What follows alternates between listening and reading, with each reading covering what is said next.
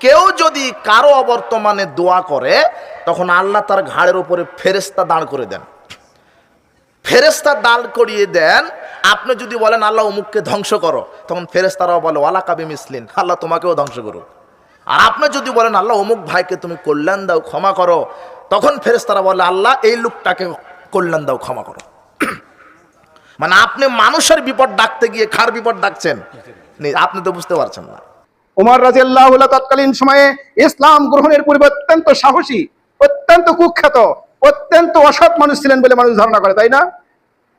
কিন্তু যখন প্রিয় নবী মুহাম্মদুর রাসূলুল্লাহ সাল্লাল্লাহু আলাইহি সাল্লামের তালিম তারবিয়ত পেয়ে গেল, তখন এই ওমর রাদিয়াল্লাহু তাআলা কি বলেছিলেন যে হে মুহাম্মদ সাল্লাল্লাহু আলাইহি সাল্লাম, আমরা যে দিনের উপর আছি এটা তো ঠিক। বলছে হ্যাঁ।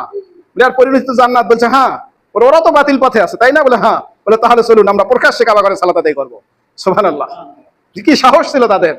হক বোঝার পর মানুষের মস্তিষ্ক এইভাবেই হয়ে থাকে। সম্মানিত উপস্থিতি, যে মানুষটার অন্তর ছিল বাঘের মতো, যে মানুষটার অন্তরে ছিল মানুষ হত্যার মতন কোনো ভয় ভীত তার ভেতরে ছিল না, এই মানুষটি যখন প্রিয় নবী মুহাম্মদুর রাসূলুল্লাহ সাল্লাল্লাহু আলাইহি সাল্লামের তালিম তারবিয়ত পেয়ে একজন শুদ্ধ মানুষে পরিণত হলো, তখন এই মানুষটার চোখের ঘুম হারাম হয়ে গেল। সে আর ঘুম পড়তে পারে না। মানুষের জন্য মানুষ যা করার প্রয়োজন তিনি তাই করেছিলেন। রাতের আধারে ঘুরে ঘুরে মানুষের খোঁজ খবর নিচ্ছিলেন। এতিম মিসকিন বিধবা গৃহহারা মানুষের পাশে দাঁড়াতেন, মানুষের কল্যাণে তিনি জীবনটা অতিবাহিত করে দিয়েছিলেন। সম্মানিত উপস্থিতি, কিন্তু সেই মানুষটিকে কেউ শান্তিতে মরতে দিয়েছিল? তাকেও ছুরিয়াঘাত করে তৎকালীন সময়ে সালাত অবস্থায় পৃথিবী থেকে বিদায় দেওয়া হয়েছিল। সম্মানিত উপস্থিতি।